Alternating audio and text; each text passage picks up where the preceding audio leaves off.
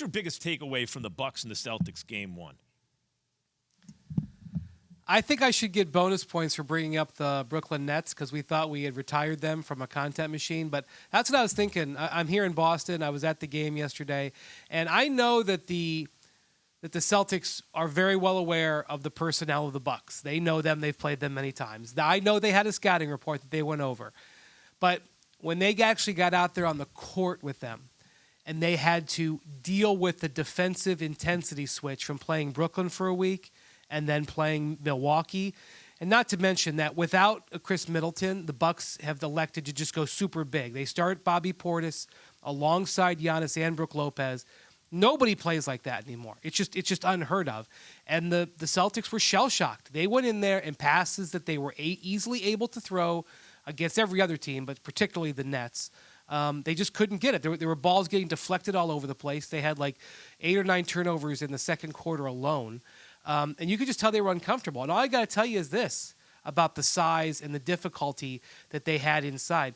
In the 75-year history of the Celtics franchise, the storied history, all those games, all those playoff games, they never made as few two-point baskets as they did in that game one on Sunday because they got tired of going in there, had no success. They just chucked three-pointers, which is exactly what the Bucks wanted them to do.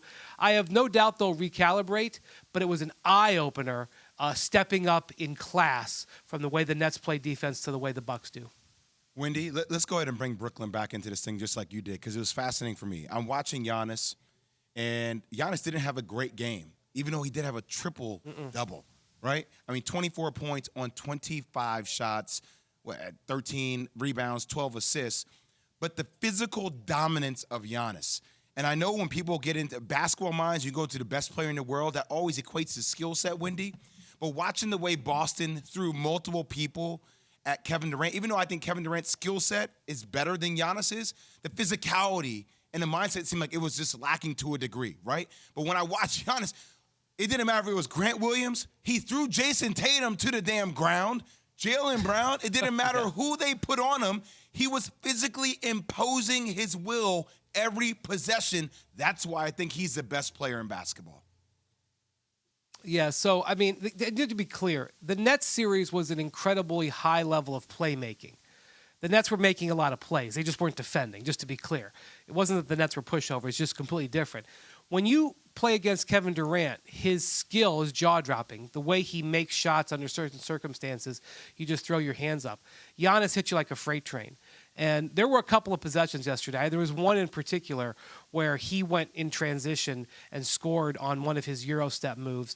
And I was watching it. I think Jaylen Brown was on him. I was like, Jaylen played spectacular defense on that play and was in complete backpedal mode and got scored over because that's why this guy is amazing. And that's why he's LeBron-like in my viewpoint, that his ability to just physically dominate opposing teams despite the defensive setup is why his team is always going to have a chance. You know, year after year, LeBron won playoff series where he didn't have home court advantage because he could come into a building. It didn't matter the way the officials were calling the game, although in this game yesterday, the officials allowed physicality, which favored the Bucks. We'll see about tomorrow. But it didn't matter the way the officials were playing the game. It didn't matter whether he was hitting his outside shot. He was able to physically be imposing and overwhelm opponents, which is why the fact that LeBron won a playoff series in 30 consecutive series, or a road game in 30 consecutive series, one of the finest stats of his career, because his skill set overwhelmed the situation. That's the kind of player that Giannis is, and his skill set overwhelmed the situation in game one, and here you go. They take home court advantage right out of the gate. Brian Windhorst, ESPN NBA Insider, joining us this morning on Keyshawn, J. Will, and Max. How concerned should the Celtics be over Marcus Smart's shoulder and quad injuries, Brian? Key, more about the quad. The shoulder was a stinger. I've never had one. Maybe you have. I'm sure it's going to affect him for a little while. The quad is something that has been on and off throughout the season. He first had the quad injury in January. He missed a handful of games. He also got COVID at that time.